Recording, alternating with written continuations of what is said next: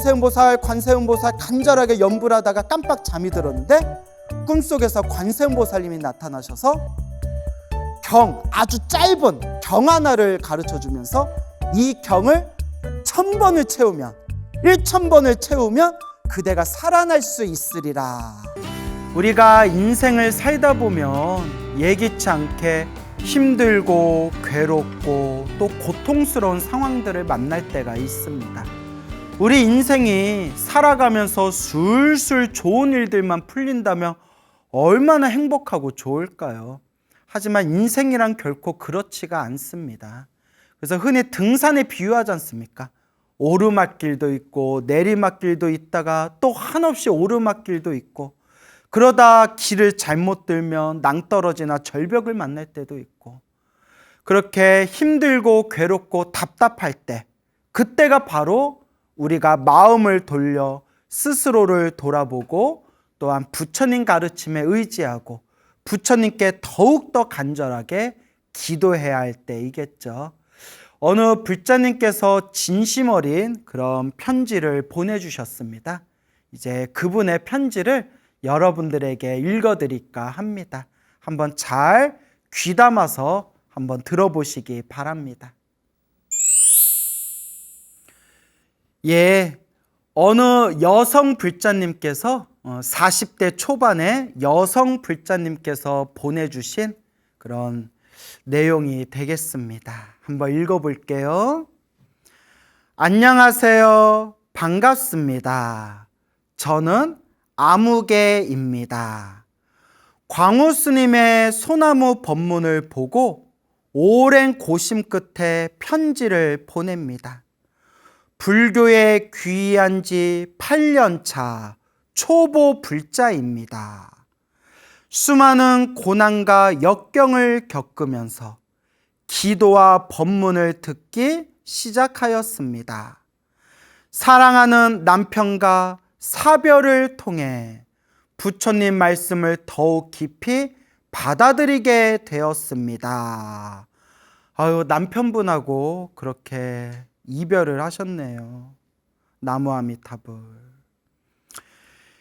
인과응보라는 부처님 말씀, 가슴 사무치게 아픔을 겪고 힘든 나날들을 보내며 우울증과 공황장애로 작년 7월 2일 이별을 맞이했습니다.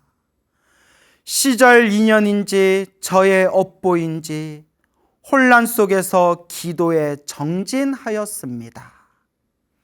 광명진원 사경과 참회 기도를 하며 눈물로써 지난날 지은 죄업과 업장 소멸을 위해 또 예기치 못한 이별을 감당하기 힘들어서 더더욱 부처님께 기도하고 있습니다. 기도는 관세음보살 정근 기도를 하고 있습니다. 꿈속에서 악몽에 시달릴 때마다 관세음보살을 큰 소리로 불러 외칩니다.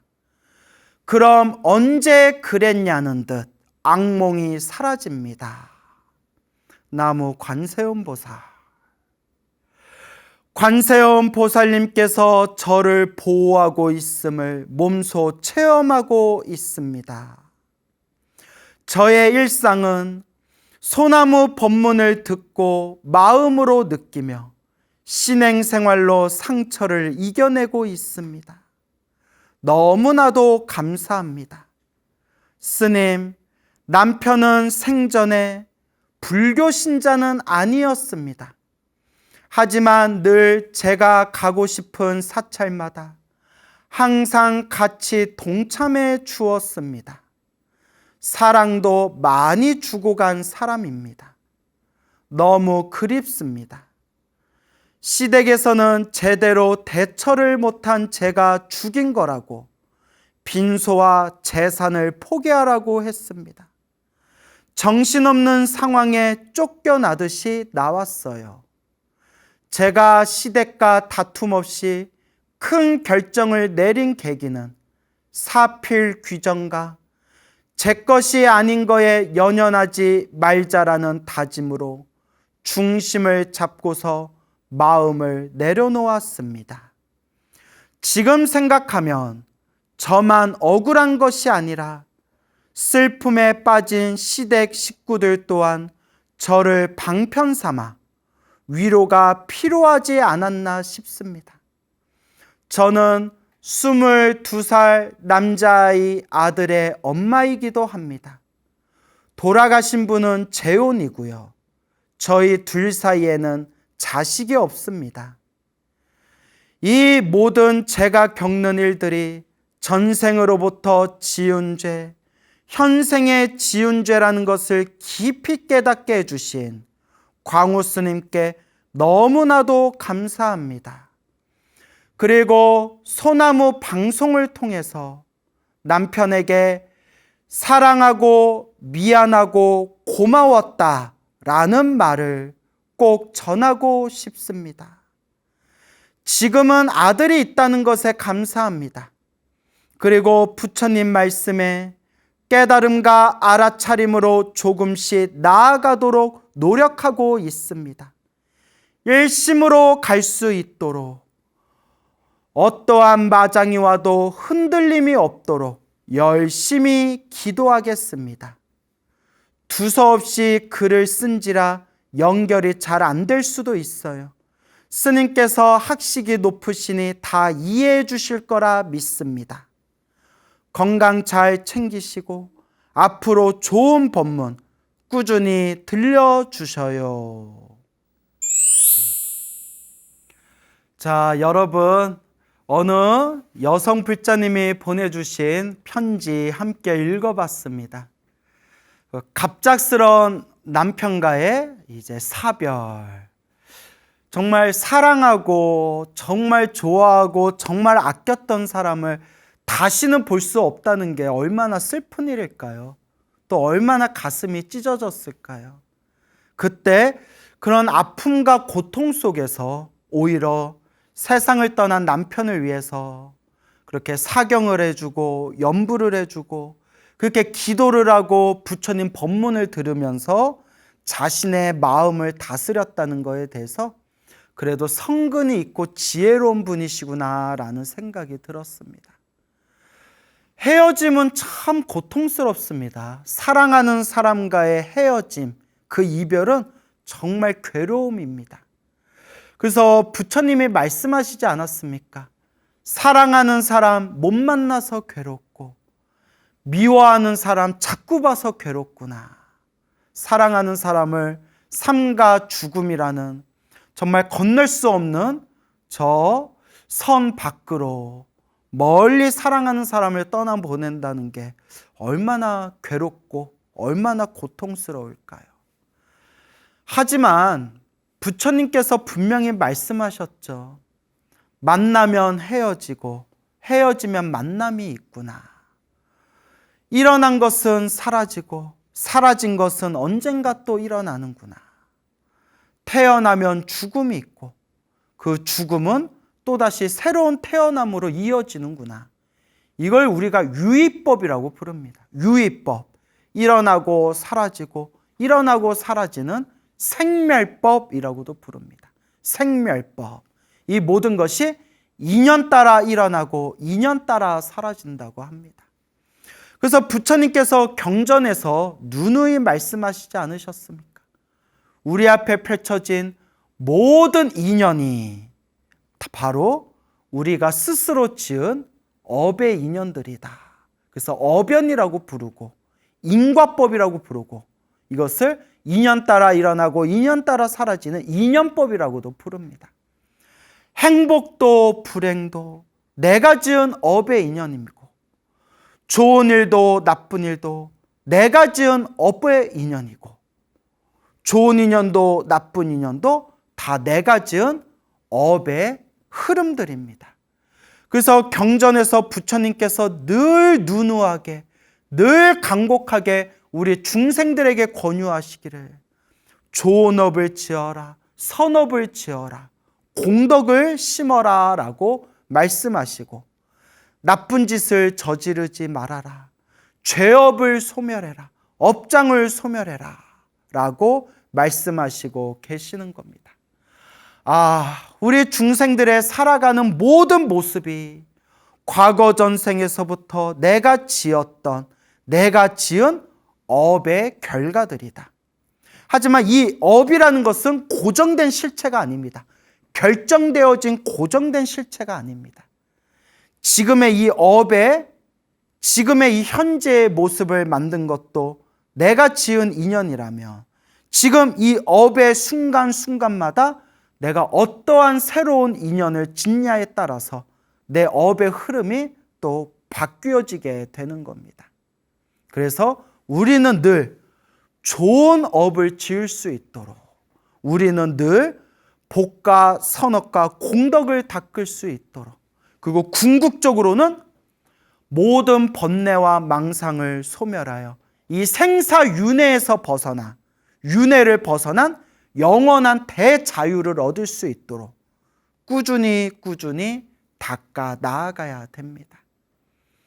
우리 힘없고 약하고 보잘것없는 우리 중생들이 너무나 괴롭고 힘들고 답답할 때 정말로 의지할 수 있는 것은 바로 우리 부처님의 법이구나 라는 말씀을 여러분들에게 항상 여러 번 늘상 이 부처님의 위대한 가르침에 대해서 말씀을 드렸습니다.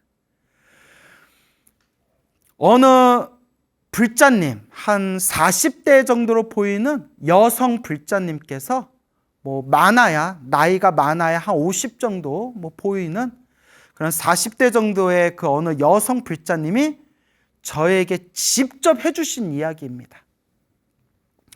태어나서 지금까지 정말 눈물 없이는 들을 수 없을 만큼 정말 한 편의 소설, 비극적인 소설인 것처럼 세상 정말 그냥 박살이 날 정도로 평지풍파와 같은 그런 괴로움에 답답한 삶을 살았던 그런 어느 여성 불자님이 계십니다.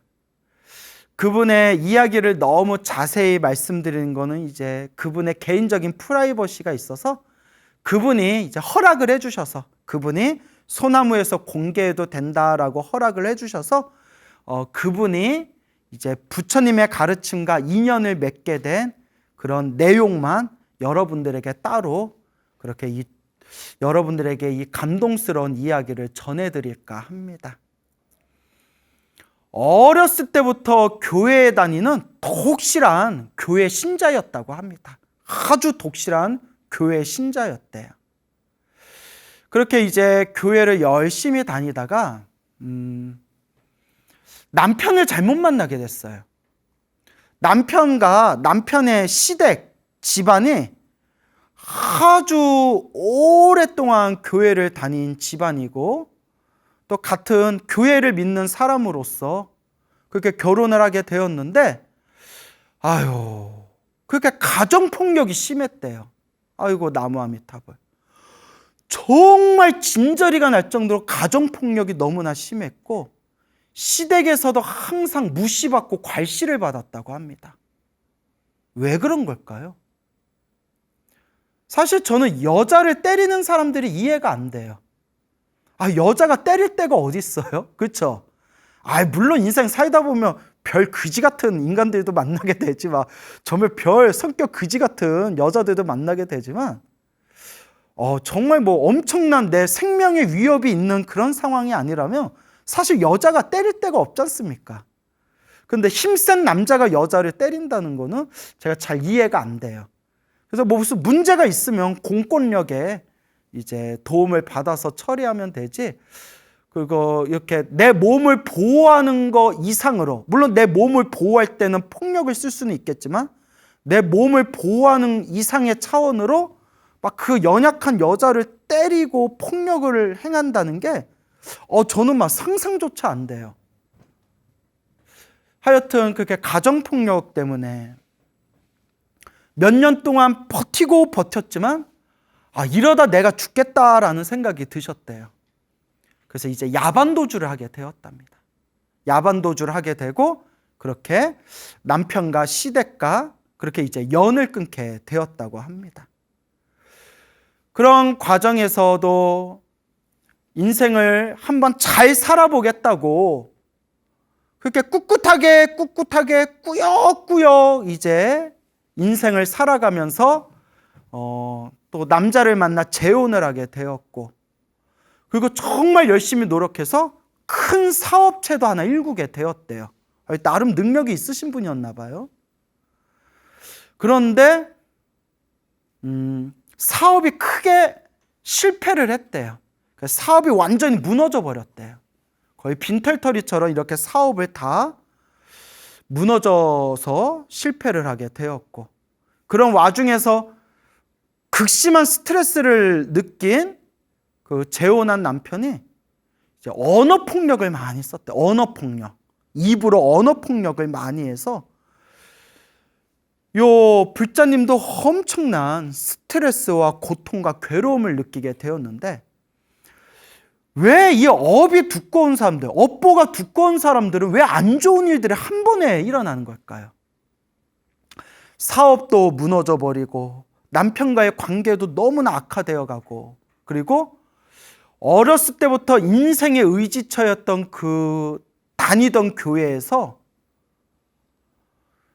가슴이 갈기갈기 찢겨나갈 정도로 엄청난 시련과 상처를 받게 되었대요. 뭐 남의 종교 얘기라서 자세히 말하긴 그렇고 그냥 들은 대로 말씀드리는 거예요. 그렇게 당신을 어렸을 때부터 사랑해 주시고 당신 이름까지 다 기억해 주시던, 의지하던 스승님과 같았던 그 노 목사님께서 세상을 떠나시고, 그렇게 시간이 흐르고 거기서 또 무슨 일들이 있었나 봐요. 여하튼 그렇게 믿고 의지하던 그 교회에서 가슴이 갈기갈기 찢겨나갈 정도의 시련과 상처를 받고, 정말 몸도 그 스트레스와 고통과 과로 등등으로 인해서 몇 번의 대형 수술, 몇 번의 큰 수술을 받을 정도로 몸의 건강도 완전히 무너져 버렸대요. 몸도 마음도 완전히 무너져 버린 거예요. 얼마나 고통스러웠을까요? 그분 표현에 의하면 몸도 마음도 완전히 너덜너덜해졌대요. 이런 얘기를 하면서 계속 앞에 우시더라고요. 얼굴이 빨개져서 계속 울더라고요. 스님 왜 이렇게 자꾸 눈물이 나오지 하면서 우시더라고요. 그렇게 울면서 당신 얘기를 하시는데 정말 이래다 죽겠더래요. 그래서 극심한 우울증과 자살 충동까지 느꼈는데, 그분 말씀이 중학교를 앞두고 있는 초등학생 딸이 있대요. 그 어린 딸이 아니었으면 자기가 어떤 짓을 저질렀을지 모른대요. 얼마나 힘들었을까요? 우리 중생들은 왜 이렇게 살아가는 게 힘들까요? 이런 얘기를 들으면서 저도 가슴이 너무 아프더라고요. 딸이 아니었으면 자기는 못 버텼다. 그런 얘기 있잖아요. 여자는 약하다. 하지만 어머니는 강하다. 엄마는 강하다. 라는 표현이 있잖아요. 참 멋있는 말인 것 같아요. 딸 때문에 그렇게 버티고 버티는, 몸과 마음이 완전히 너덜너덜해지고 몸과 마음이 무너져 버렸었던 그 너무나 괴로웠던 시기에 친하게 지내는 친분이 있는 지인이 있었대요. 그 지인이 독실한 천주교인이었대요. 카톨릭 천주교인이었는데, 그분이 뜬금없이 광우스님의 소나무를 좀 들어봐 라고 얘기하더래요. 광우스님의 소나무, 인터넷 동영상에서 광우스님 법문 좀 찾아서 들어봐. 광우스님 소나무 좀 들어봐. 아니, 절에 다니는 사람이 저 스님 법문 좀 들어봐가 아니라 성당에 독실하게 성당에 열심히 다니시는 분이 광우스님 소나무를 들어봐, 스님 법문을 들어봐 라고 하더래요. 신부님 법문을 들으라는 게 아니라 광우스님 소나무를 들어봐, 너무 좋아 한번 꼭 들어봐. 그렇게 얘기하더래요. 저 별 이상한 일이네. 뭐 이러면서 그냥 한 귀를 흘렸대요. 왜냐하면 자기는 불교에 관심도 전혀 없었고 어렸을 때부터 그냥 교회를 많이 오랫동안 교회를 뼛속까지 그런 교회의 신도였기 때문에 그렇게 귀담아 듣지를 않았대요. 예, 그래요. 시간 날 때 들어볼게요. 하고 그렇게 한참의 시간이 지났는데 그 지하철, 전철을 탔는데 전철에서 이렇게 좀 시간이 남더래요.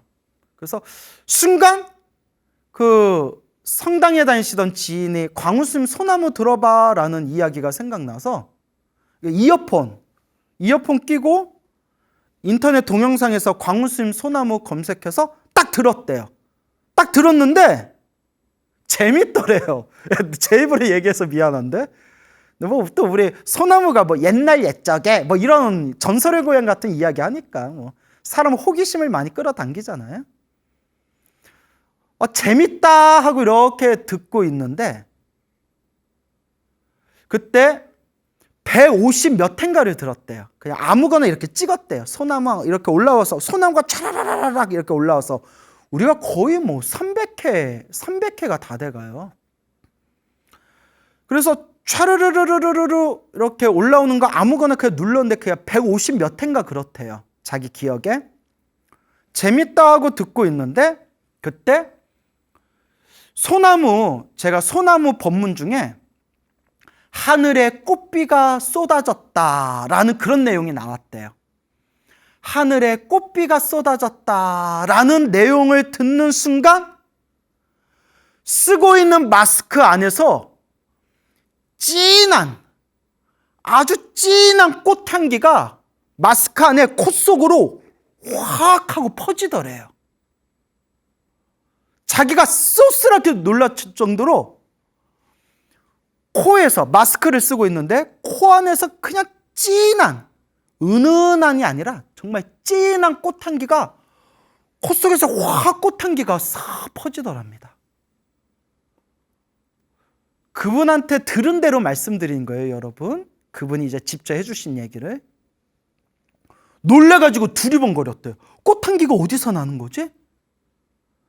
그리고 그날부터 이 소나무, 소중한 나 무한행보, 불교 TV, BTN, 소나무를 꾸준히 계속 듣다가 이러면 안 되겠다 싶어서 아예 1회부터 찾아서 들었대. 1편부터 이 소나무를 찾아서 1편부터 들어서 한 달 정도 들었을 때 한 달 만에 170회를 넘어갔대요. 그러니까 하루에 5-6개씩 들은 거죠.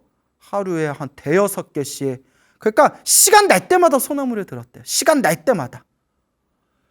그러면서 울고 웃고를 반복하면서 점점 인과 업보라는 게 있구나. 모든 게 인연법이구나. 모든 게 내가 지은 업의 인연이구나. 라고 하면서 순간 내가 전생의 업이 참 두껍구나. 내가 전생의 업보가 정말 두꺼웠구나 라면서 그렇게 하염없이 우셨대요. 하염없이 그렇게 눈물을 흘리셨대요. 이 얘기를 하면서도 우시더라고요. 그분이 이렇게 막 벅차오르셔가지고 이렇게 우시더라고요. 그러면서 그렇게 소나무 170회가 넘어가도록 보면서 우리말 한글로 된 지장경을 사왔대요. 그리고 지장경을 읽고 지장경을 독송하면서 지장경을 사경하기 시작했고 그리고 지장보살 연불도 하기 시작했대요. 그리고 그렇게 기도 수행을 시작하면서 또 금강경을 구해서 지금까지 금강경도 벌써 몇십 번을 사경하셨대요. 금강경도 일하는 와중 시간 날 때마다 몇십 번을 지금까지 사경하셨고 시간 날 때마다 틈틈이 관세음보살을 연불 하셨대요. 처음에 지장경을 독송하고 지장경을 읽으면서 지장보살을 연불 했던 그 인연이 있었지만, 자, 이렇게 기도해 봤더니 이상하게 자기는 관세음보살이 너무 좋고 관세음보살이 친숙하더래요. 그래서 제가 아무 상관없습니다. 관세음보살을 부르든 지장보살을 부르든 불보살의 에너지는 하나로 통합니다. 누구를 부르든 부처님을 향한 기도는 하나로 통합니다 라고 말씀을 드렸죠. 그렇게 관세음보살 연불을 하면서 그분이 소나무를 정말 제대로 보셨더라고요. 제가 소나무 법문 때마다 꿈에서도 연불할 정도로 기도하십시오. 꿈에서도 연불할 정도로 기도하십시오. 이 얘기가 딱 꽂혀서 항상 부처님한테 발언하기를, 부처님, 제가 꿈을 꾸면 꿈속에서도 연불이 될 수 있도록, 제가 꿈에서도 연불할 수 있도록 해주십시오 라는 마음으로, 꿈에서도 연불하겠다는 마음으로 그렇게 연불하고 기도하셨다고 합니다. 그러면서 놀라울 정도로 마음이 편안해지셨대요. 그리고 꿈에서 그동안 안 좋은 꿈, 악몽들을 너무 많이 꿨는데 점점 꿈들이 맑아지고 정말 좋은 꿈들, 기분 좋은 꿈들을 계속 꾸게 되었대요. 물론 우리가 꿈에 집착하면 안 되지만, 절대 꿈에 집착하면 안 되지만, 꿈이 맑아지고 좋은 꿈들을 꾼다는 것은 꿈이라는 내 잠재의식, 내 마음에 깔려있는 잠재의식들이 이제 긍정적으로 정화되고 있다라는 하나의 증거들입니다. 그렇게 아주 좋은 꿈들도 꾸면서 잠자리도 편안해지고 마음도 너무 편안해졌는데, 정말 기도하면 기도할수록 정말 놀라운 게, 주변에 있는 일들이 편안하고 안정되고 주변에 점점 좋은 사람들이 모이는 게 느껴지더래요. 이게 바로 유유선종입니다. 에너지는 비슷한 것끼리 끼리끼리 만나게 돼 있어요. 마음이 편안해지고 점점 주변 일들이 점점 안정이 되고 좋은 사람들이 점점 모여드는 느낌이 들고, 무엇보다 정말 여러 번 큰 수술을 받을 만큼 육체적으로 이 오장육부가 다 아주 심각할 정도로 건강 상태가, 오장육부가 안 좋은 상태였는데, 그렇게 기도하고 그렇게 편안한 마음, 기쁜 마음이 흘러나오면서 건강도 점점 좋아지는 것 같더니, 얼마 전에 건강검진을 받고 왔는데 아주 의사 선생님이 흐뭇해 하실 정도로 검사 결과도 아주 잘 나왔다 라는 말씀을 하면서 또 이렇게 눈물을 흘리시더라고요. 예, 그래서 제가 속으로, 야, 이분은 여왕이다, 여왕. 눈물의 여왕이다. 예. 이렇게 막 눈물을 흘리면서, 그러면서, 스님, 저는 그 소나무에 나오는 내용을 100% 믿습니다. 그 얘기를 저한테 또박또박 하시더라고요. 소나무에 나오는 내용들, 그 내용들을 100% 믿습니다. 제가 체험했기 때문입니다 라는 말씀을 하시더라고요. 우리 소나무 그런 찐팬분들이 한결같이 저를 만나면 하는 얘기가 있어요. 스님, 소나무에 나오는 내용 100% 믿습니다. 제가 경험했습니다. 우리가 경험했습니다 라는 말들을 한결같이 하십니다.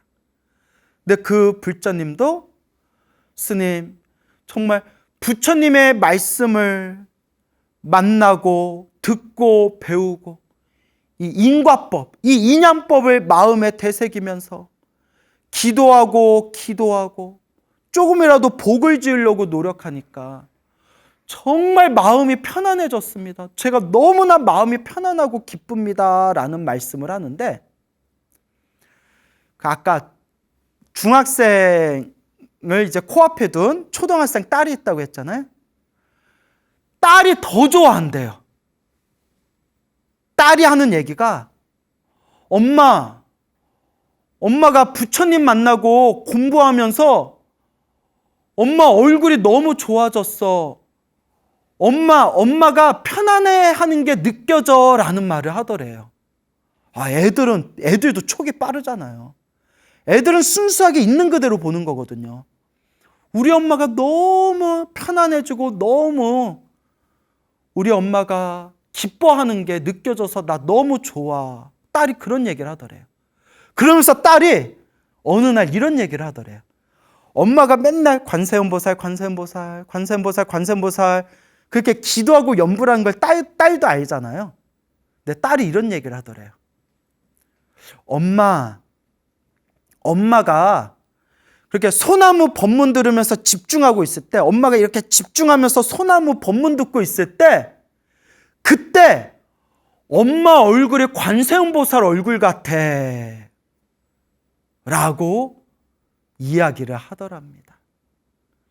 그래서 그 보살님이 이렇게 이제 눈물을 흘리면서 저한테 꼭 감사 인사를 해야 된다고, 너무나 감사하고 고맙다라는 그런 말씀을 하셨습니다.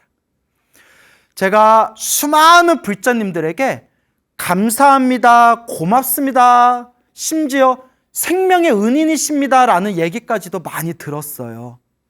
하지만 여러분, 제 컨셉이 겸손이잖아요. 항상 제가 주장하지만 제 컨셉이 겸손입니다. 항상 이제 겸손해야 되잖아요. 늘 그분들에게 제가 드리는 얘기가 있습니다. 아닙니다. 저 때문에 당신이, 저 때문에 여러분들이 이렇게 편안해지고 이렇게 행복해진 게 아닙니다. 모든 것이 부처님의 덕이고 온전히 본인의 몫입니다. 아무리 백날 소나무를 듣고 제 법문을 들어도 변화가 없는 사람들이 있습니다. 오히려 소나무를 듣고 제 법문을 듣고 뭐 뻥이라느니 수준이 낮다라느니, 예? 그렇게 뭐 온갖 거짓말이라느니 이런 식으로 비난하고 그런 식으로 손가락질하는 사람도 은근히 있습니다. 이 법문을 듣고 강의를 듣는다고 사람이 쉽게 변화되는 게 아닙니다. 이렇게 저의 법문을 듣고 이렇게 부처님의 가르침을 만나서 여러분이 편안해질 수 있는 그 힘은 온전히 부처님의 그 자비하신 가피와 온전히 본인이 닦은 몫입니다. 저 때문이 아닙니다. 온전히 본인이 잘 닦으셨기 때문입니다. 라는 말씀을 드립니다. 이 말이 사실이에요. 이게 진실입니다.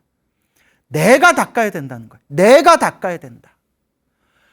행복도 불행도 내가 지은 업의 인연이고, 좋은 일도 나쁜 일도, 좋은 인연도 나쁜 인연도 내가 지은 업의 인연이고, 결국 누가 닦아야 된다?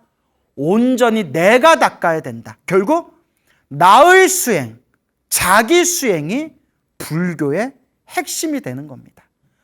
여러분들이 잘 닦았기 때문에 여러분들에게 평온이 찾아온 거지, 결코 나와는 관계가 없다라는 말씀을 드리고 싶은 겁니다. 어느 불자님이 계세요. 여성 불자님이 계시는데 지금 연세가 이제 60이 넘어서 이제 70이 다 되시는 그런 불자님이신데요. 그 불자님이 몇 년 전에 이렇게 유방암에 걸리셨어요. 유방암에 걸리셨는데 얼마나 힘들고 괴롭고 답답했겠어요. 근데 그분이 항상 저를 스승님, 스승님, 우리 스승님 하면서 항상 저한테 공경 예배를 하세요. 제가 부끄러울 정도로. 그분이 그 유방암 그 치료를 받으면서 암 투병 동안 저의 법문을 들으면서 항상 마음의 의지를 삼고 항상 마음의 희망으로 삼았대요. 그러면서 저의 법문을 듣고 그렇게 마음으로 끊임없이 기도하면서 굉장히 그 치료가 잘 됐어요. 치료가 잘 됐고, 그 뒤에도 조금씩 힘들거나 괴롭거나 그런 상황이 있을 때 절에 다니면서 간절하게 기도를 하면서 아주 그렇게 크나큰 가피를 받으신 불자님이 계세요. 지금도 저랑 친분을 맺고 있는 분인데 항상 저를 우리 광우 스승님 하시는 정말 인품이 좋으신 그런 보살님이 계세요. 그 보살님 하시는 말씀이 참 재밌어요. 부처님 법을 이렇게 본격적으로 만나기 전에, 물론 전엔 절에 다녔지만 이렇게 깊은 신행 생활을 하기 전에는 항상 이렇게 TV를 많이 봤대요. 세상 돌아가는 이야기, 드라마 같은 그런 TV를 많이 봤고, 그리고 그렇게 점 얼마짜리, 아줌마들끼리 점 얼마짜리 고스톱을 쳤대요. 그렇게 점 얼마짜리. 그렇게 아줌마들끼리 모여서 막 이렇게 고스톱도 즐겨 쳤고. 그리고 젊었을 때, 키가 크세요. 옛날 분인데 키가 크세요. 여자로서는 키가 웬만한 성인 남자보다 성인 남자 정도의 그런 키인데, 그 운동부 출신이셨대요. 운동부 출신이라서 성격도 좀 화끈한 데가 있으신가 봐요.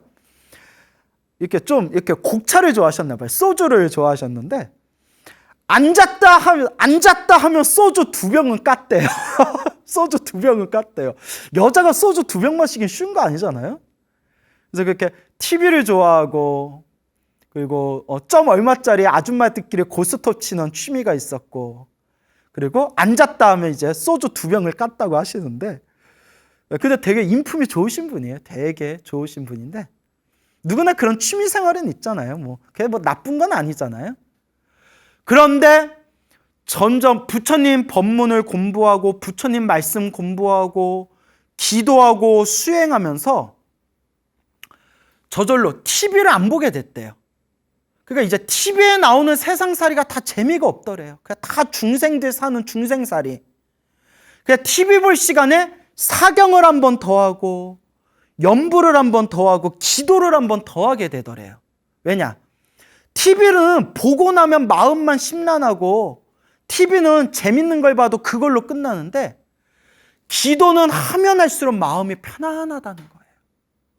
그래서 TV는 이제 거의 TV는 틀지 않을 정도로 TV를 멀리하게 됐고, 고스톱 치는 거는 거의 완전히 안 하게 됐대요. 이제 그런 거 더 이상 안 한대요.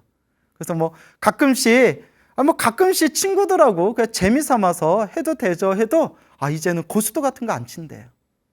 그렇게 이제 도박을 멀리하게 됐고, 그런데 소주는 조금씩 마신대요. 그냥 친구들 만나면 속으로 부처님 참여합니다. 그냥 취하지 않을 정도만 마시겠습니다 하고 이렇게 드신다고 해서 제가 약 삼아서 좀 드세요. 예.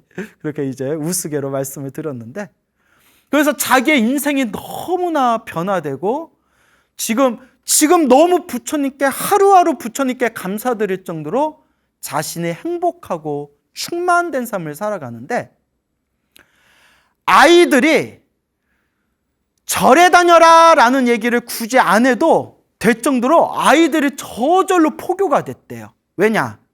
애들이 그렇게 얼굴이 맑고 깨끗해지게 엄마의 얼굴이 변해가고 엄마가 저렇게 편안하고 행복해하는 저런 모습을 보면서 애들이 저절로 불심이 싹 트더래요. 제가 그 얘기를 듣고 그게 진짜 포교입니다. 몸으로 보여주는 그 포교, 그게 진짜 포교입니다 라는 말씀을 드렸습니다. 애들이 오히려 부처님께 감사드린대요. 우리 어머니가 부처님 법을 만난 뒤에 저렇게 얼굴이 더 편안해지시고 저렇게 더 하루하루를 더 기쁘게 지내시는 모습을 보면서 아이들을 오히려 부처님께 감사합니다 할 정도로 그렇게 신행생활을 잘 하시는 불자님이 계십니다. 인생을 살다 보면 항상 행복해질 수가 없습니다. 때로는 힘들고 괴롭고 답답한 불행을 만날 때도 있습니다. 하지만 그때가 정말 부처님께 귀의하고 기도하고 내 마음을 닦을 때입니다. 그래서 첫 번째 이야기의 주인공이셨던 그 여성 불자님, 그 초등학생 따님이 있는 여성 불자님에게 제가 마지막에 이런 말씀을 드렸습니다. 불자님, 보살님, 지금처럼만 닦으십시오. 제가 더 이상 드릴 말이 없습니다. 지금처럼만 닦으시되, 제가 딱 봐도 우리 불자님은 전생의 업보가 참 두꺼웠던 것 같습니다. 제가 지금 다 말씀드리지 못한 또 그분의 프라이버시들이 있거든요. 보살님이 정말 전생에서부터 업이 두꺼운 것 같으니까 지금처럼 닦으시되 아무리 기도를 열심히 해도 인생사 살다 보면 힘들고 괴로운 일이 닥칠 때가 있습니다. 하지만 이미 소나무를 많이 보셨기 때문에 제가 쉽게 설명드릴 수 있을 것 같습니다. 기도를 열심히 했는데도 힘들고 괴롭고 답답한 일이 생길 때,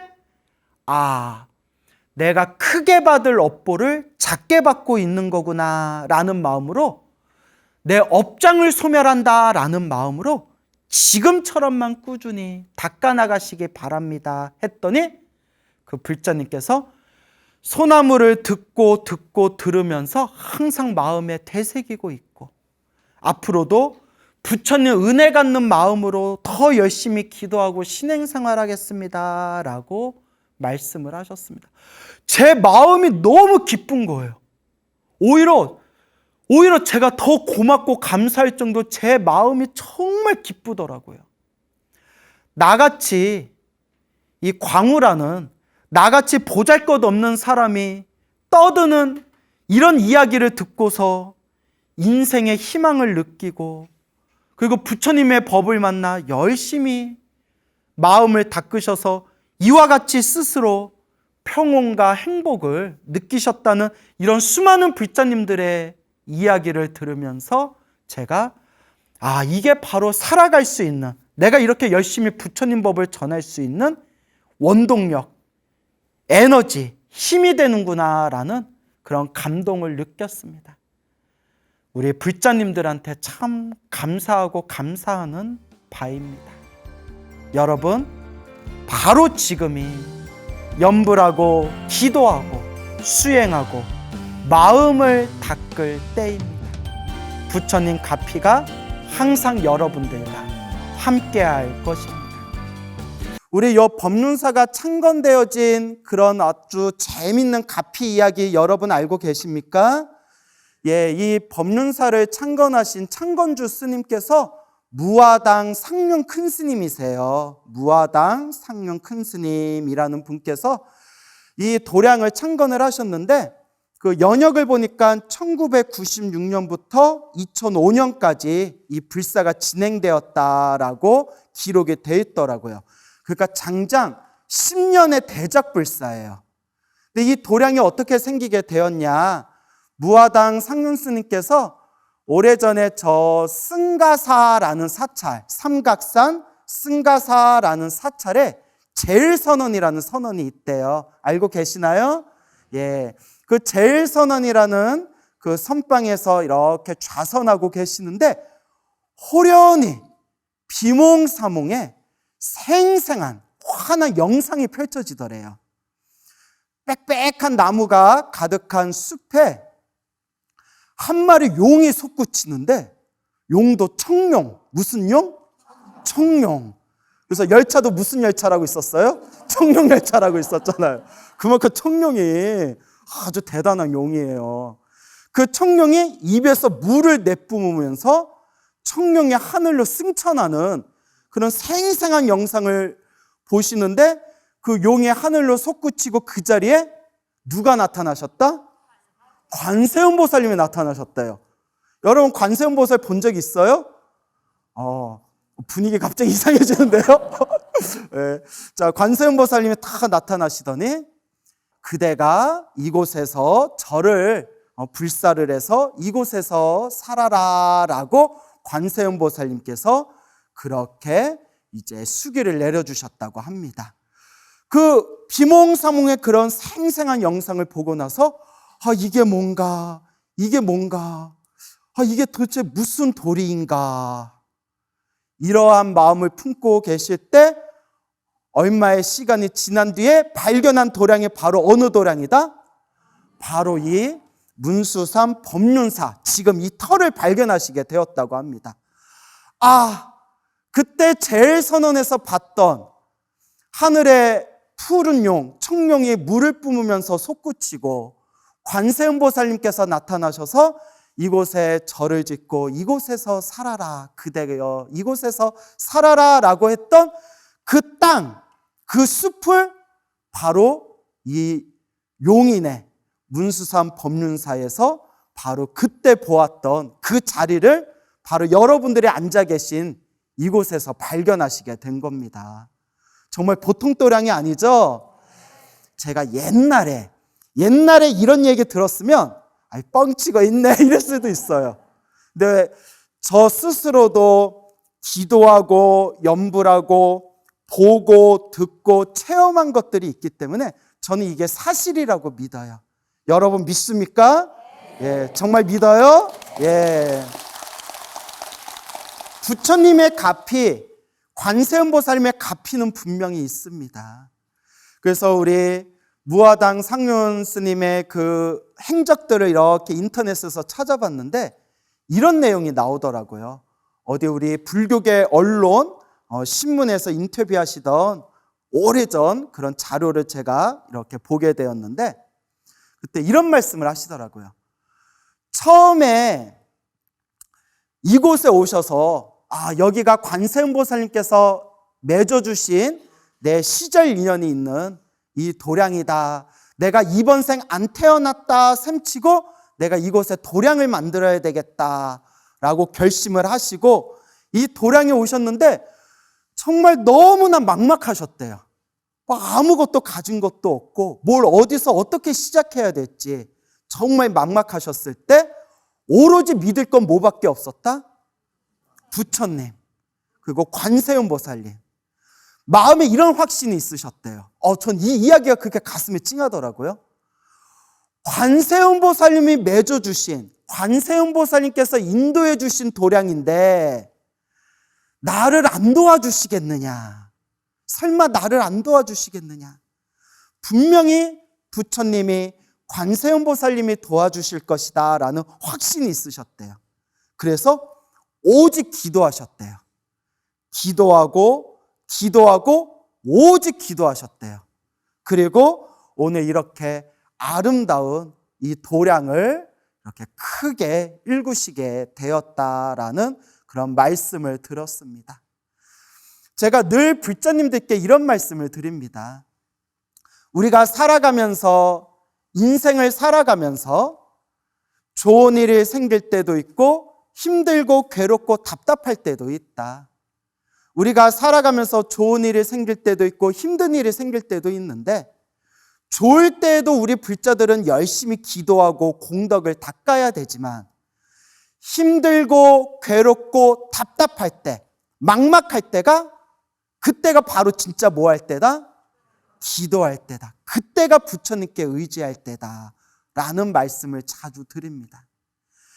제가 여러 절에 다니고 여러 사찰에서 강의도 하고 법문도 하고 또 여러 선배 스님, 어른 스님들과 차 한잔하면서 이런저런 대화를 나눴을 때 제가 이런 질문을 많이 들어요. 스님 어떻게 이렇게 큰 불사를 이루셨습니까? 어떻게 이런 큰 대작불사를 이루셨습니까? 할 때마다 늘 한결같이 빠지지 않고 항상 하시는 말씀이 무엇을 많이 하셨다? 기도를 많이 하셨다. 내 힘으로 한 게 아니라 부처님의 힘으로 부처님이 도우셨다라는 말씀을 굉장히 자주 듣습니다. 한결같이 그렇게 말씀하시더라고요. 정말 힘들고 막막할 때 의지할 것이 뭐밖에 없더라? 기도밖에 없더라 라는 말씀을 들을 때마다 제 마음에 불보살님의 가피는 분명하시구나 라는 것을 수없이 느끼고 되뇌이게 됩니다. 이 관세음보살님의 가피로 이루어진 이 문수산 이 법륜사에서 또 여러분들을 만나 뵙게 되었는데 오늘 이 관세음보살님 가피와 이렇게 인연이 있는 그런 재미난 이야기를 들려드릴까 합니다.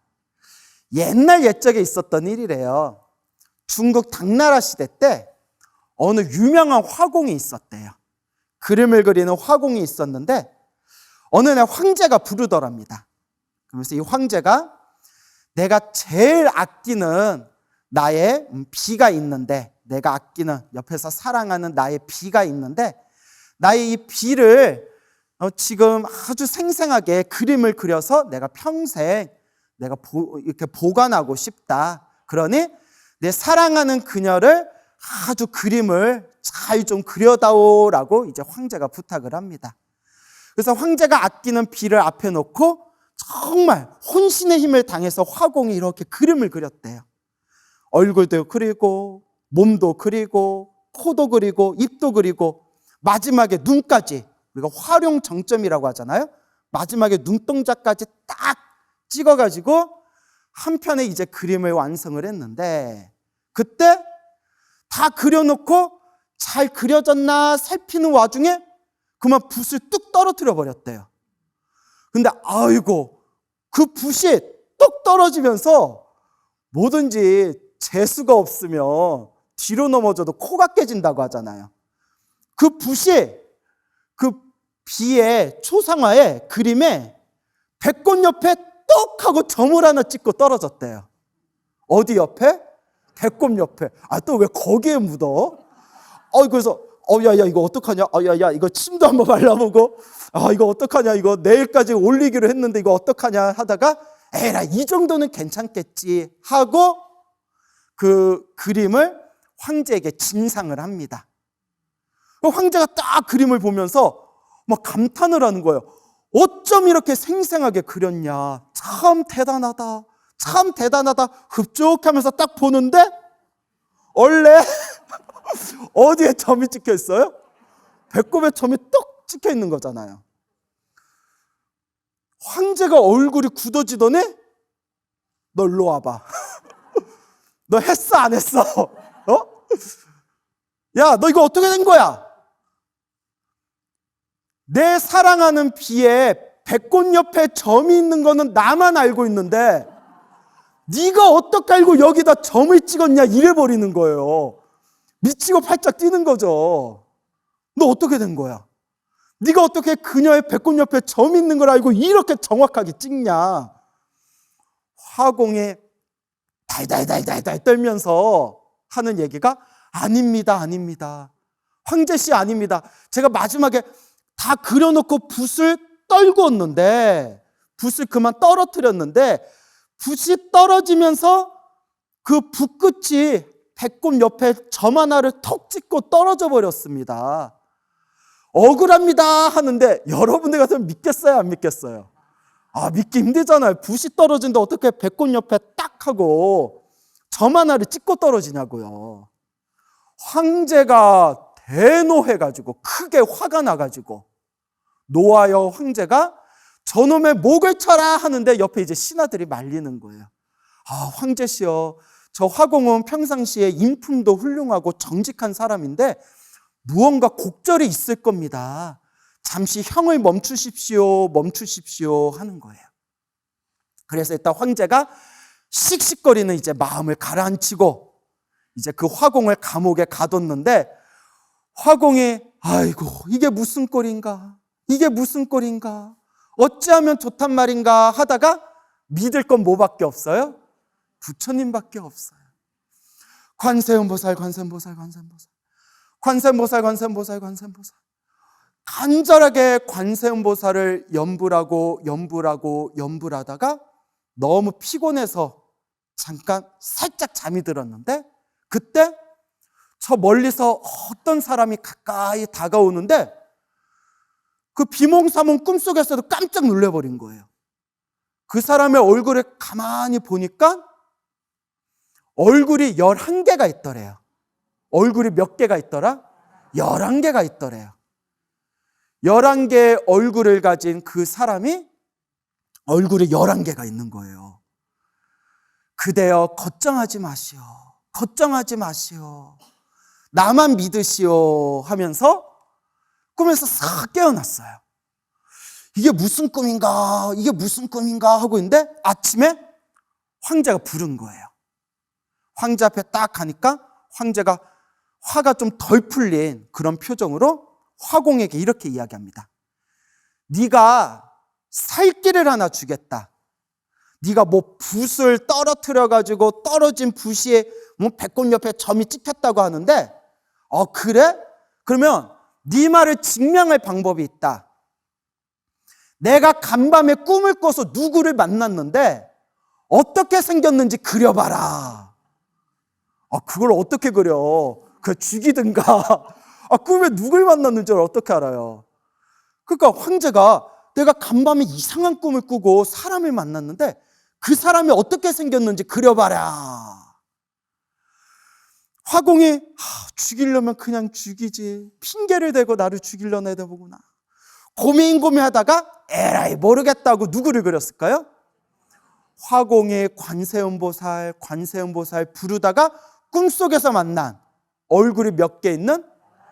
11개 있는 그 사람의 얼굴을 딱 그리고 황제한테 딱 올리는 순간 황제가 손을 부들부들 떨면서 네 말이 참이구나.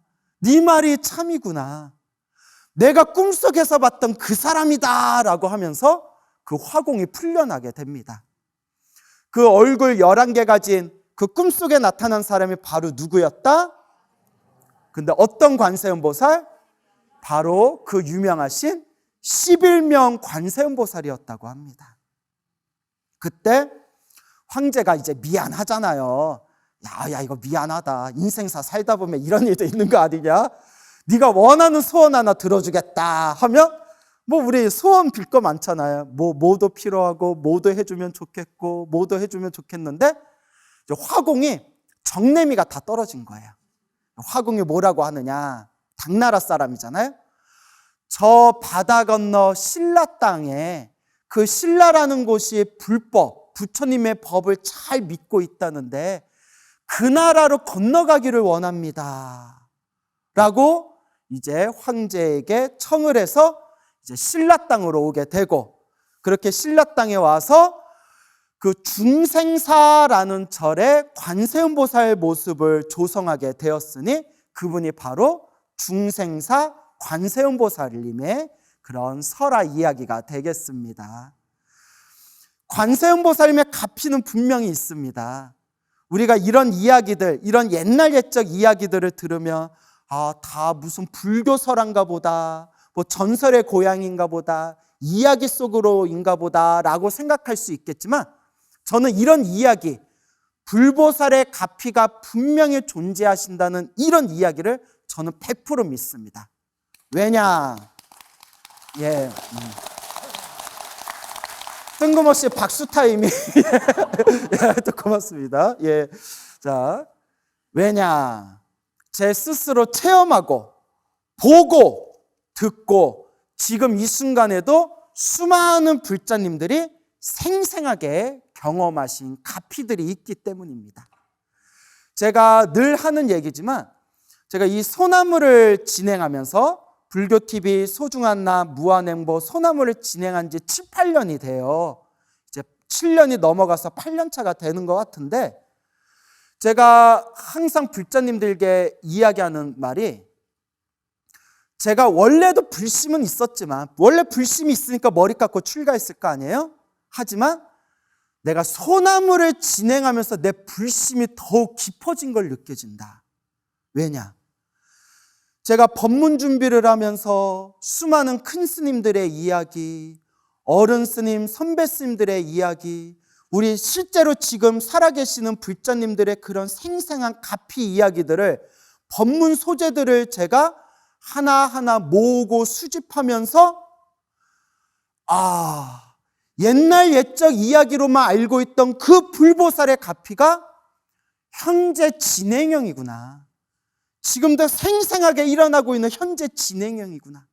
기도의 힘은 분명히 있고 불보살의 가피는 분명히 있구나라는 것을 제가 수도 없이 그렇게 소름 끼치는 정도로 온몸에 닭살이 돋을 정도로 그런 생생한 불보살님의 가피 이야기를 만나면서 부처님의 그 위대하신 힘은 지금 이 순간에도 생생하게 살아있구나라는 것을 제가 느끼면서 소나무를 진행하며 불심이 더 깊어진 걸 제가 생생하게 체험하고 있습니다. 오래전 얘기예요. 10여 년 전쯤에 어느 아주 불심이 깊으신 보살님이 계셨어요. 불심 깊은 중년의 보살님이 계셨는데 그분이 어느 날 우연히 이제 만나게 되었는데 그분께서 저한테 문득 이런 질문을 하셨어요. 스님, 제가 너무나 큰 고난이 닥쳤는데 정말 힘들고 괴롭습니다. 정말 큰 고난이 닥쳤는데 제가 어떻게 하면 되겠습니까? 그래서 그때 제가 고환경이라는 경전에 꽂혀 있을 때였어요. 고환경이라고 아세요? 예, 뭐 간단하게 설명해 드리면 옛날 옛적에 중국 땅에 송경덕이라는 사람이 있었는데 누명을 써가지고 이제 감옥에 갇혀서 그 다음날 사형을 당하게 되었대요. 그래서 간절하게 이제 관세음보살 간절하게 연불 하다가 깜빡 잠이 들었는데 꿈속에서 관세음보살님이 나타나셔서 아주 짧은 경 하나를 가르쳐 주면서 이 경을 1000번을 채우면 1000번을 채우면 그대가 살아날 수 있으리라 라는 이야기를 듣고 꿈에서 깬 뒤에 그 짧은 경을 사형 집행 그 직전까지 1000번을 가까스로 채웠대요. 그때 망나니가 칼을 휘두려서 송경덕의 목을 쳤는데 목이 잘렸다 안 잘렸다? 안 잘렸대요. 하도 희한해서 3번을 쳤는데도 잘렸다 안 잘렸다? 안 잘렸대요. 여러분 집에 가서 실험해보면 안 돼요. 큰일 나요. 이야기는 이야기예요. 황제가 놀래서 3번 칼을 내리쳤는데도 목이 안 잘랐으니 이거는 그대에게 더 이상 형을 집행할 수가 없겠구나. 그대를 사면토로 하겠다. 그래서 죽다 살아난 송경덕이 가까스로 집에 와서 집에 모셔놓은 관세음보살님한테 인사하고 딱 봤는데 깜짝 놀랐대요. 왜냐? 그 3번의 칼자국이 어디에 나 있더라? 집에 모셔놓은 관세음보살 목에 3번의 칼자국이 나 있더라 해서 그때부터 전해진 꿈속에서 관세음보살님께 받은 그 경을 고환경이라고도 부르고 그 고환경을 이렇게 요약한 걸 몽수경이라고 불러요. 꿈몽자에다 받을 수, 꿈에서 받은 경이다. 제가 그때 고환경에 꽂혔어요. 그래서 그 보살님한테 뭐라고 했냐면 보살님 직장이 있습니까 없습니까? 저 직장이 없습니다. 그냥 집에만 계십니까? 예, 집에만 있습니다. 그러면 열흘 동안 나 죽었다 생각하고 열흘 동안 하루에 고환경 하루에 1000번씩 10,000번을 채우십시오. 무슨 말인지 알겠죠? 하루에 고환경을 1000번씩 읽어서 열흘 동안 몇 번을 채우십시오? 10,000번을 채우십시오. 하고 그분에게 기도 숙제를 드렸는데 며칠 후에 만났어요. 하루에 3-4시간만 주무셨대요. 그 1000번 채우는데 힘들어요. 하루에 3-4시간만 채우고 밥도 거의 하루에 한 끼 먹다시피 하면서 10,000번을 일주일 만에 다 채웠대요. 일주일 만에 다 채웠는데 며칠 후에 그분 말씀이 스님 감사합니다. 정말 감사합니다. 왜요 보살님? 효험을 보셨습니까? 나도 궁금하잖아요. 효험을 보셨습니까? 했더니 정말 힘들고 어려운 그 고비를 극적으로 잘 극복을 했대요. 정말 스스로 생각해도 신기할 정도로 그 힘든 그 고비를 아주 무사히 잘 넘겼다라는 말씀을 하시더라고요. 그런데 나중에 놀라운 말씀을 들었어요. 그분께. 이게 약 10여 년 전쯤의 일이라고 했잖아요. 그분이 이제 나중에 해주신 얘기인데 실은 그때 기도하면서 생생한 꿈을 하나 꿨대요. 기도를 끝말 때쯤에. 그분이 고환경 이제 거의 끝날 때쯤에 생생한 꿈을 꿨는데 아주 드넓은 벌판에서 뻥 뚫린 화장실에서 이렇게 용변을 보셨대요. 뻥 뚫린 들판에서 그렇게 뻥 뚫린 사방이 뻥 뚫린 이 화장실에서 이렇게 용변을 보셨는데 제가 늘 소나무에서 말씀드리지만 이건 제 얘기가 아니라 이거 다 큰 스님들이 해주신 얘기예요. 경전에도 나오는 내용이지만 우리가 기도를 열심히 할 때 대소변을 시원하게 싸거나 몸에서 더러운 게 빠져나가는 꿈은 업장이 소멸하고 있다는 꿈이래요. 여기서도 그런 꿈 꾸신 분들 많죠. 예, 그렇다고 뭐 어디 자랑할 필요는 없고 속으로만 흐뭇 이렇게 아유, 업장소멸 했나 보다. 이렇게 생각하지 또 어디 자랑하실 필요는 없어요. 자, 그런데 그때 이렇게 일을 다 보고 나는데 저 멀리서 누가 이렇게 다가오더래요. 가까이 오는데 굉장히 신령스러워 보이는, 범상치 않고 신령스러워 보이는 할아버지께서 이렇게 오시더니 할아버지께서 뭘 이렇게 주시더래요. 받아 하면서 주시더래요. 좀 기다려야 돼. 좀 기다려야 돼. 받아 하면서 딱 받았는데 통장이더래요. 좋은 거예요. 그날 그런 꿈을 꿨으면 묻지도 말고 따지지도 말고 반드시 무엇을 사라? 로또. 그놈의 로또.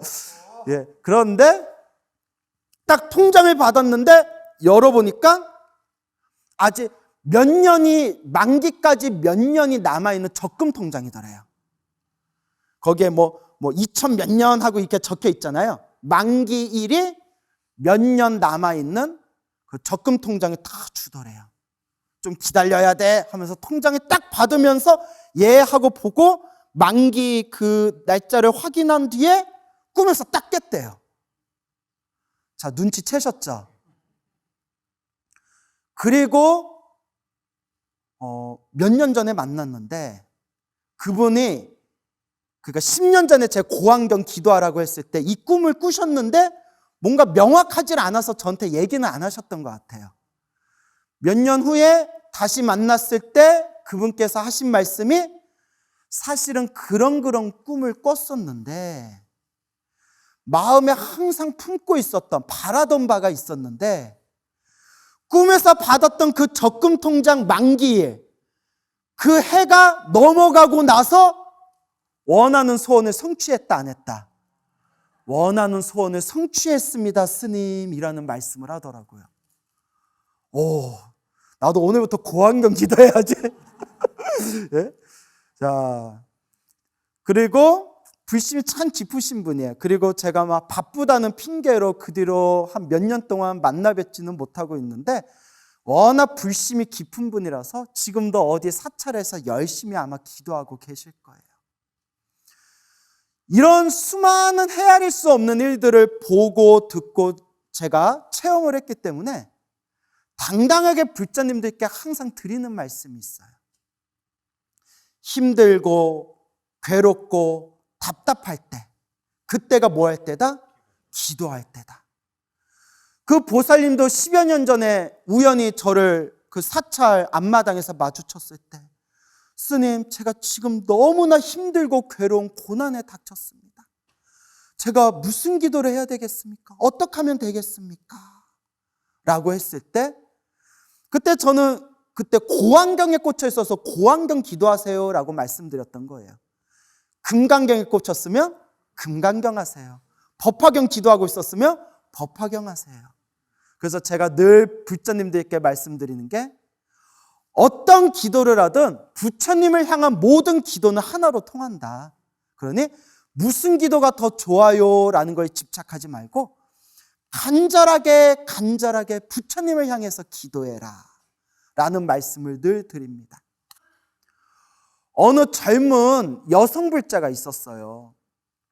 나이가 젊은 이 불자님이 있었는데 그분이 어느 날 이제 찾아와서 당신의 너무나 힘들고 괴로운 이야기들을 털어놓으시는 거예요. 하루하루가 너무 힘들고 괴롭대요. 하루하루가 너무 힘들고 괴롭습니다.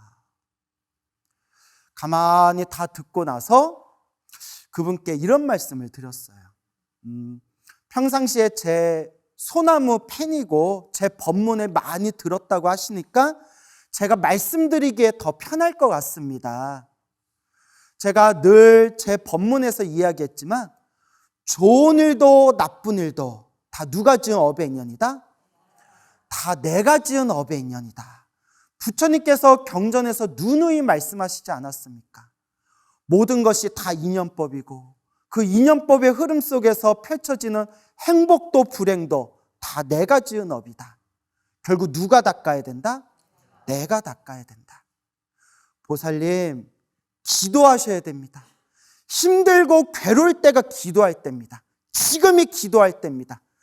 스님 힘들어요 힘들어요 할 그 시간에 차라리 염불을 한번 더 하십시오 하면서 가장 좋아하는 불보살님이 누굽니까 하니까 관세음보살님이 저는 그렇게 좋더라고요 하셔서 오늘부터 오직 관세음보살을 염불하십시오 하면서 그분에게 제가 그 손가락에 끼고 하나씩 누를 때마다 숫자가 올라가는 개수기가 있어요. 보신 적 있죠? 다행히 뭐 없으면 못 준데 남는 게 하나 있었어요. 남는 게 있길래 야 가져가 뭐 이러면 이렇게 개수기 하나 딱 주면서 보살님 이거 선물로 드릴 테니까 하루에 1000번도 좋고 3000번도 좋고 5000번도 좋으니까 하루에 10,000번을 채운다는 마음으로 언젠가는 하루에 10,000번을 채운다는 마음으로 이 개수기를 누르면서 오직 관세음보살을 부르십시오. 오직 관세음보살을 부르십시오라고 해서 제가 이렇게 개수기를 선물로 주면서 그렇게 제가 기도의 숙제를 준 적이 있습니다. 그 보살님이 힘들고 괴로울 때마다 계속 그렇게 관세음보살을 염불했대요. 염불하고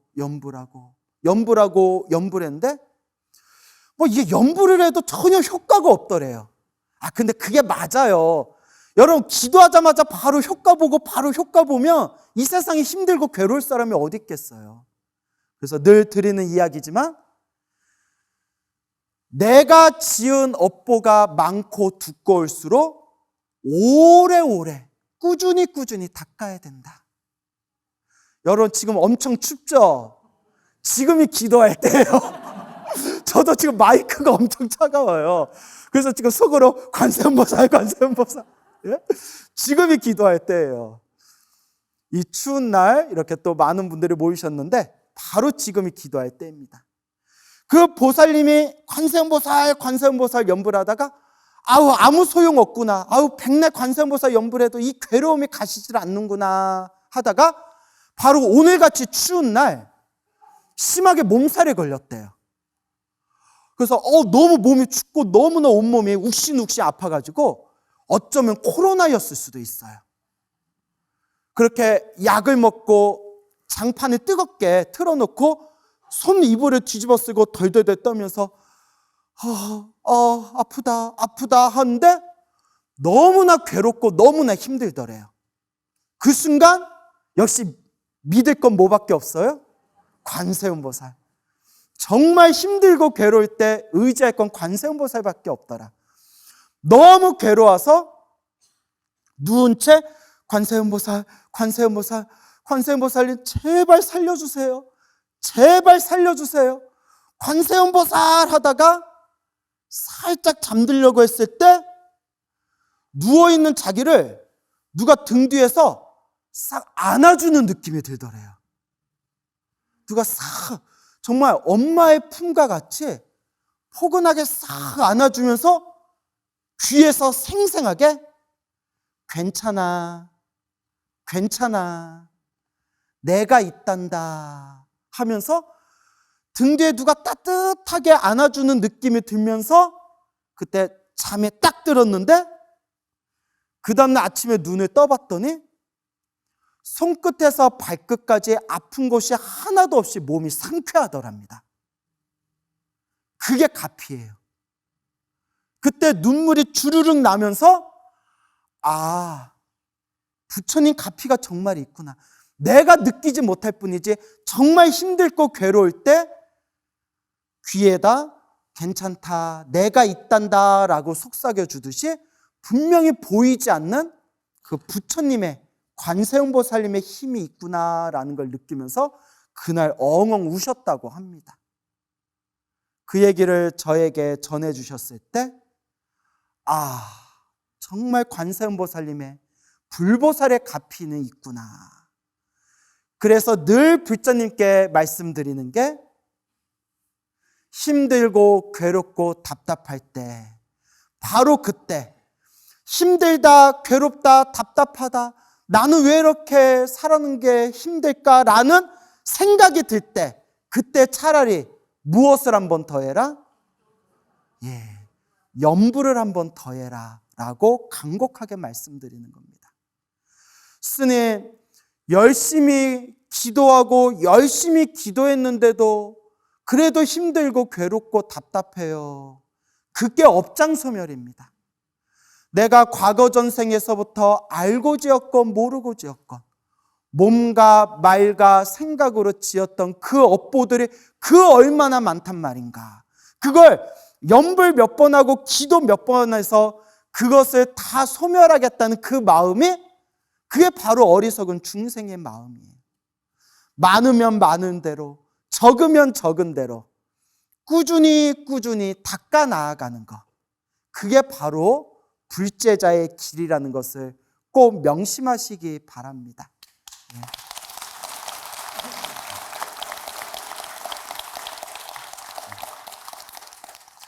예, 오늘 관세음보살님의 이 가피 이야기를 들려드렸습니다. 어떤 불자님이 이런 이야기를 하세요. 스님, 정말 기도를 많이 하고 기도를 열심히 해서 정말 부처님의 가피를 생생하게 체험을 했지만, 정말 부처님의 가피를 생생하게 체험은 했지만 그래도 살아가면서 자꾸 힘들고 괴롭고 답답한 일들이 생겨요. 여러분, 그게 인생입니다. 부처님께서 분명히 말씀하셨잖아요. 일체계고, 모두게 괴롭고, 일체, 이 모든 현상, 이 윤회의 흐름 속에서 살아가는 우리 중생의 모습은 끊임없는 불만족, 괴로움의 연속이다. 그래서 우리가 수행을 하는 거고, 그래서 우리가 깨달음을 얻고, 그래서 우리가 열반에 들어가고자 노력하는 거 아니겠습니까? 우리가 수행을 할 때 반드시 필요한 복이 3가지가 있다고 합니다. 좋은 스승, 좋은 도반, 좋은 도량. 이렇게 문수산 법륜사 아름답고 좋은 도량에서 이렇게 여러분들 주변에 좋은 도반들과 함께 이렇게 우리의 훌륭하신 좋은 스승이신 스님들과 이 자리에서 수행할 수 있다는 것은 정말 여러분들의 큰 복입니다. 그 복이 느껴지십니까? 예. 그래서 제가 이 도량에 오면서 저도 제 나름대로 기도한 게 있잖아요. 그렇죠? 저도 뭐 그냥 제 25년의 승려 생활을 허투루 한 건 아니잖아요. 도량에 다 이렇게 제가 들어왔을 때 온몸에 편안한 그런 기운을 느꼈어요. 이러니까 약간 사이비 같다. 뭐 약 파는 것도 아니고. 예? 그분이 오셨어요. 그분이 오셨는데 이게 무슨 느낌 했는데, 야, 우리 이 법륜사에서 천일기도를 10번 하는 대장정의 역사를 지금 진행하고 있어요. 알고 계시죠? 천일기도를 한 번도 아니고 천일기도를 10번을 하는데 오늘이 몇 번째 회양한 날이다? 3번째 회양한 날이라고 했을 때 역시 3번이면 10년이잖아요. 그렇죠? 역시 기도도량은 뭐가 다르구나. 기도도량은 뭐가 다르구나라는 생각이 들었습니다. 무화당 상륜 큰 스님께서 이 도량을 만드시고 2007년에 세상을 떠나시고 입적을 하시고 지금까지 남아있는 이 기나긴 시간 동안 오늘의 이 아름다운 도량, 이 생생하게 부처님의 그런 법이 살아있는 이 도량을 일구시는데 정말 노력하시고 고생하시고 원력을 가지고 지금까지 뚜벅뚜벅 이 길을 걸어오신 우리 현암 주지스님을 위해서 박수 한번 드리고자 합니다. 스님 정말 존경합니다. 와, 왠지 오늘 반찬이 달라질 것 같은 느낌이 드는데요. 웃자가 한 말이고, 자, 오늘 추운 날에 이 영광된 자리에 오셔서 정말 반갑게 생각하고 앞으로도 법륜사 자주자주 오실 거죠? 예, 법륜사 오셔서 우리 새로운 천일기도가 또 펼쳐진다고 합니다. 여러분들 우리 좋으신 스님들과 함께 부처님을 향한 기도로서 여러분들의 업장을 시원하게 소멸하고 여러분들 소원 성취하시기 바랍니다. 성불하십시오.